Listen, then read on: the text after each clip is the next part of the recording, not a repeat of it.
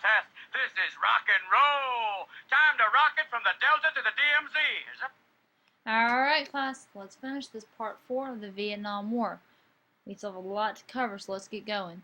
Alright, 8th period. Hopefully you still have your paper from yesterday on Monday, and you're ready to finish up with your questions.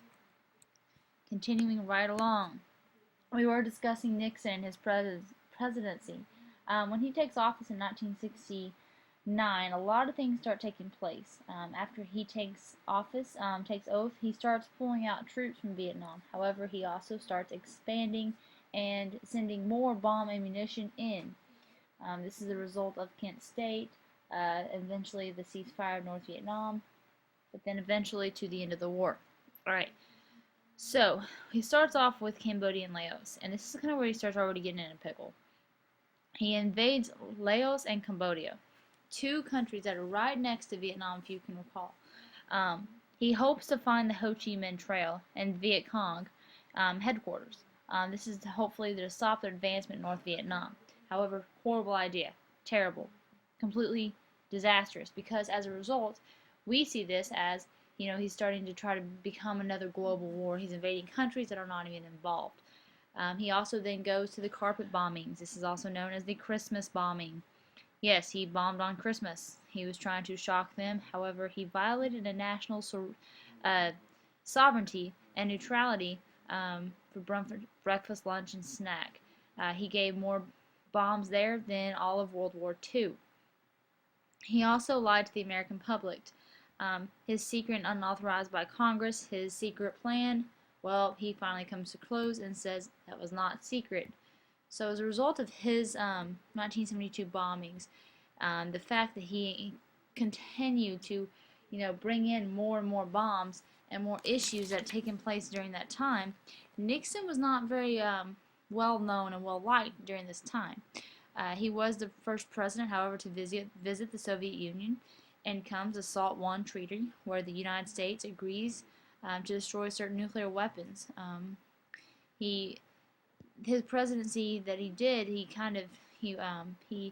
law and order was his kind of claim to fame.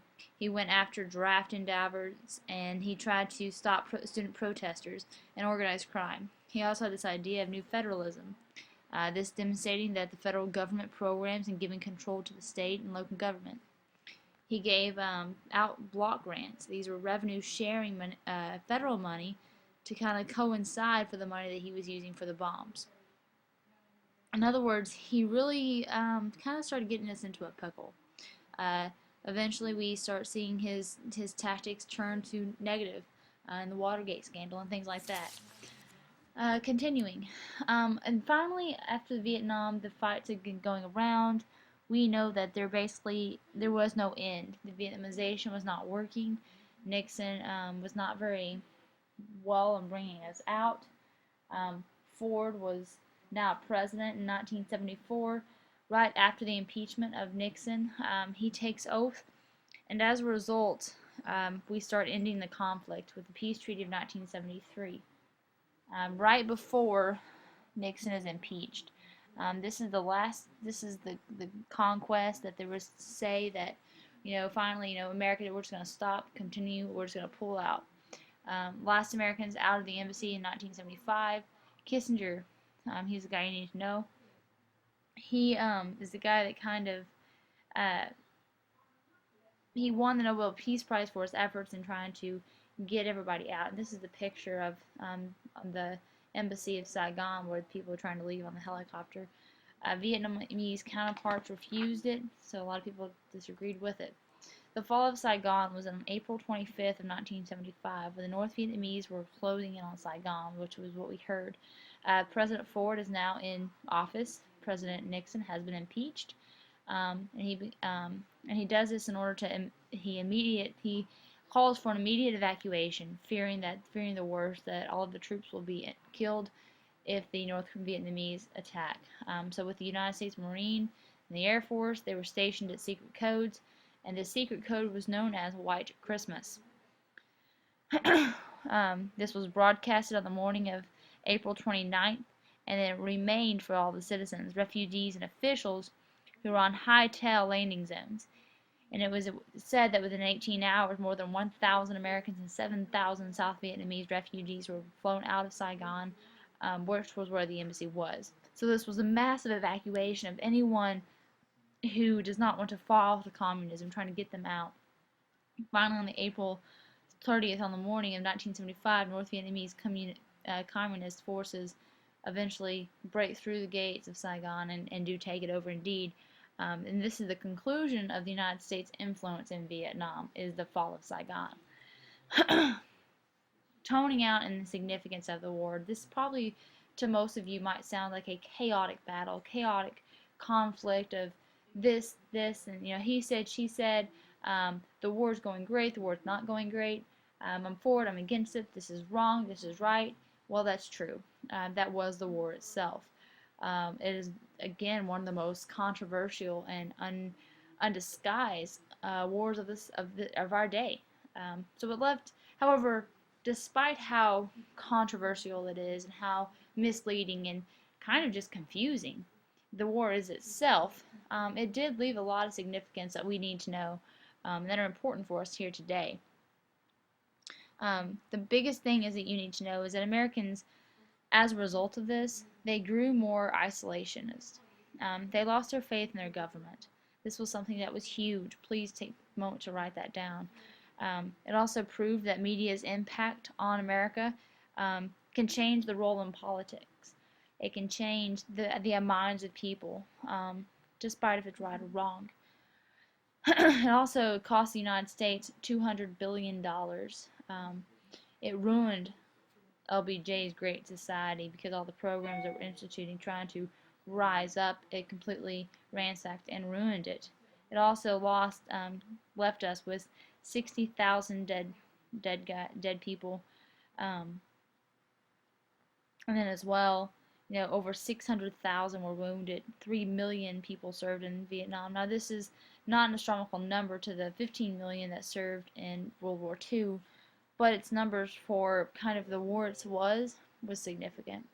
It also developed and proved that Agent Orange and post-traumatic stress syndrome, addictions, and all these things in Vietnam truly ruined the American families for years to come. You might know someone who fought, who suffered from the consequences of Agent Orange or the PTSD, or maybe developed some form of addiction as a result of living in Vietnam. It ruined United States foreign policy. It took years, probably I would say roughly 25 to 30 years of America within Vietnam coming out of it to gain the respect of any other countries around because of kind of our influence on Vietnam and what we did. It also brought the American politicians kind of under the radar, and really people start questioning their authority and what can they do. It proved the corruption in the government. So cycling through, this brings back the Gilded Age and the time periods that we had there. And nonetheless, it also brings out the Pentagon Papers and what was revealed within them of how the government didn't just tell us something, but it continuously lied to us, continuously told us one thing, and in reality another thing was happening. This was seen greatly within the Tet Offensive. Also, it left Southeast Asia now fall into the domino theory, proving the domino theory. For Southeast Asia, Americans were out. It ruined the Vietnamese economy and culture for 20 years. Agent Orange and the chemicals destroyed the crops, polluted the environment, and developed this extreme communion of dictatorship, persecution for Catholics and the French of Vietnamese. So the Vietnamese and the Cambodians, they witnessed the significance of this war for years to come, not just through the physical aspect of what happened to their country, but the emotional aspect of what happened to families and the people, and kind of how they reacted to anyone else within the countries. 3 million in Southeast Asia were pronounced dead. Cambodia, Laos, and China are all now part of the USSR, so the domino theory is correct. Southeast or North Vietnamese, we're looking at 500,000 people died. 9,000 of the 15,000 hamlets were destroyed. 25 million acres of farmland destroyed. 12 million acres. I mean, you can see the numbers that Vietnam was not in the same way that people saw it. I mean, it was nonetheless in ramshacks. So that's definitely an important thing. However, Vietnam, as bad as a war as it left with lessons. Um, the lessons for Vietnam extend even for today. Kissinger he discredits the domino theory, saying it wasn't true. Saigon is renamed as a puppet with a puppet regime with a puppet government. American efforts doomed from the start.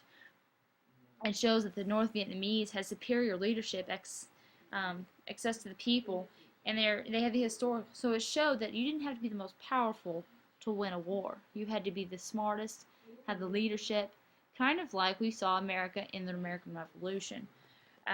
It should also prove the comprehensive and the integrated warfare, how the Vietnamese fought, the guerrilla warfare, the structured tactics. Vietnamese manipulated the Soviets and the Chinese to get their influence and to get their help and help them without that. However, in the end, it left Vietnam in a pickle because Vietnam had no real national security value. So in the end, it kind of left Vietnam just that, Vietnam. As well, different things that are going on within this time period as well. I think it's important to really pinpoint on some of the other issues that are going on. The Chicano movement. Farmers are struggling. Cesar Chavez, we have hit on him, but his kind of impact is still just very important and influential. The Chicano movement, I'm pulling this out because not only is it referential and beneficial to have you understand the fact of the Mexican Americans and their heritage and how they painted these beautiful murals all over California and New Mexico and even in West Texas. It's not just for the sense of what they did, but it's kind of the inspiring generations after generations. And this is also saw within Vietnam. Up in the north, people started painting these murals of the Vietnamese and what was happening and occurring because it was nonetheless more so of a historical movement and a monument. Lyndon B. Johnson was a Chicano advocate, so he believed this shows that his influence in the Great Society and his role in Vietnam was not necessarily to kill all and to see all evil, or even for the sense of I want to win, but it was truly for the good of the people. Here's an example of the Hoover School that was sparked the case of Westminster. And this is all taking place during Vietnam, during the civil rights, and during all this. Because in the end, Mexican Americans were drafted as well.